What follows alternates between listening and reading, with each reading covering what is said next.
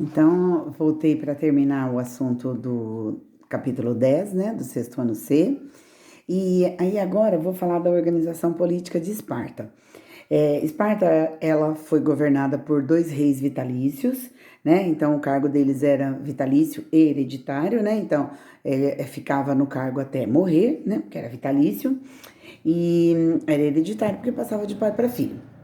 Essa forma de governo, ela era chamada de diarquia, né? Então eles eram conhecidos como diarcos.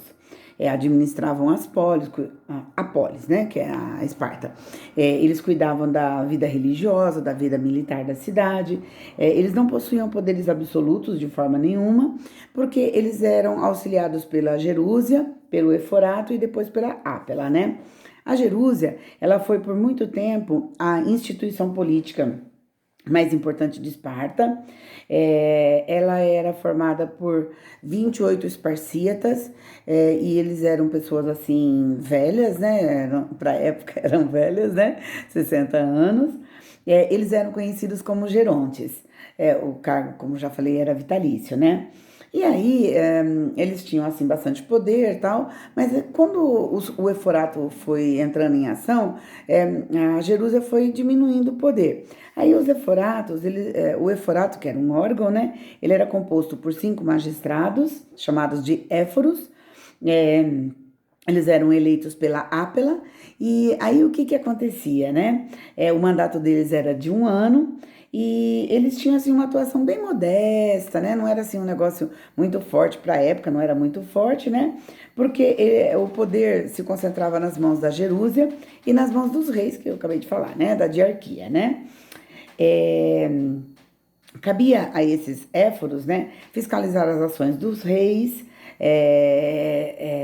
dos membros da Jerusa, dos membros da Ápela, e cuidar do sistema educacional do país não, da polis, entre outras funções, não era país, era polis, né? Aí, o último, né, órgão era a Ápela. A Ápela era formada pelos esparciatas, ou esparciatas, né, com mais de 30 anos. Eles elegiam os homens que iriam fazer parte do Eforato e da Gerúsia, e eles tinham o poder de elaborar as leis da polis, né? E essas leis só entravam em vigor, na verdade, quando elas eram aprovadas pela Gerúsia, tá? Não era assim uma coisa que decidia e que já começava, né? Aí nós vamos na educação militar. Então, a primeira coisa que vocês não podem esquecer é que Esparta, ela era uma cidade militarizada. Então, a característica principal de Esparta era o militarismo, era a guerra, né? Eles eram soldados, eram guerreiros, né? Bastante bem treinados, né? Aos 7 anos, o menino, ele era separado da sua família, né? Eles eram afastados da família, eles eram levados para o quartel, né? Em alguns livros, eles falam que era a caserna pública, tá? O nome desse quartel, tá? E aí eles eram ensinados numa rotina militar muito grande, tá? Entre 7 e 12 anos, eles se dedicavam a esportes e aprender tudo que era necessário para uma criança dessa idade, né? Principalmente valores importantes da sociedade espartana. Eles tinham, era ensinado bravura, força e bastante disciplina, né? E tudo era muito rigoroso. Quando eles completavam 18 anos, eles tinham que passar por uma espécie de teste que constava assim: andar descalços e nus para ficarem com a pele mais grossa, para aprenderem a dominar a dor. Eles eram castigados até sangrar, né? Aí passado por todas essas etapas, né? Tem várias coisas que contam a respeito dessa passagem da vida dos meninos, tá? Eles eram considerados guerreiros, né? Dos 20 aos 30 anos, eles permaneciam nos quartéis e esperando, né, qualquer convocação para a guerra ou coisa parecida. Depois dos 30 anos, os homens eram dispensados do serviço militar, porém, até os 60 anos, ele ficava reservado, a sua vida era reservada para o quartel. É importante saber, que na nossa apostila não fala, mas era assim: é, a menina, ela era preparada para ser uma mulher, mãe de espartano, né, de uma criança espartana. É, Então, como já falei no começo, no outro vídeo, né? Elas eram ensinadas a ter assim, muito cuidado com o corpo para gerar filhos sadios, né? Só era importante para compor o exército espartano crianças sadias, crianças que nascessem perfeitas. Então, se nascesse com um defeitinho, o dedinho torto, o bracinho torto ou coisa parecida, eles eram jogados do alto do Monte Taigueto. Então, passavam os anciões, né? Eles passavam para fazer uma vistoria e se a criança tivesse um defeito, ela era jogada do alto do Monte Taigueto. O casamento ele era feito. O homem ele tinha 30 anos, quando ele tinha permissão para casar, e ele se casava com a menina que estava prometida desde que ela nasceu. Então, normalmente, a menina, assim que ela menstruava, ela já estava preparada para casar. Então, o casamento ele só tinha uma função: gerar filhos perfeitos para Esparta. Tá?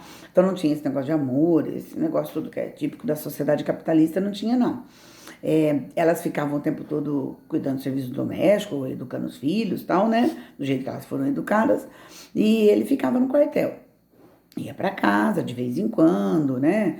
Saber o que acontecia, tal, na família, mas não era uma coisa assim que, como é hoje, que nós passamos o tempo todo junto, a família e tudo mais, né?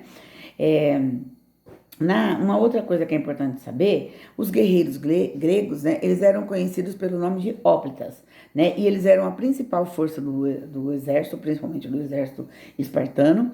A indumentária, né, aquela roupa, aquela farda, aquele negócio que eles usavam, né, era extremamente pesada, chegava a pesar 35 quilos, né, e então por causa disso eles eram auxiliados, né, por outros jovens, né, que carregavam a armadura durante todas as marchas. Aí tem uma imagem, né, na página 91, dessa a roupa deles, né, dessa indumentária, né. Faca, ó. A espada, ela tinha 2 gumes, né, tinha a espada com 2 gumes, tinha a lança, que ela podia ter até 2 metros, né, de comprimento, e eles utilizavam também escudos de madeira, e esse escudo de madeira ele era coberto com uma fina camada de bronze, e normalmente pesava 9 quilos, Deus me livre, né? Causando lá para lutar, não era muito fácil, não, né? Como eles vestiam essa proteção, essa couraça, esse negócio todo, né? Perneiras, né? Perneiras mesmo, que elas eram de bronze e tudo mais, né? Eles eram soldados assim perfeitos. E para completar a indumentária, né? Ele tinha um elmo na cabeça, que vocês vão ver depois na imagem, e esse elmo tinha um penacho assim, né? Uma peninha assim em cima, né?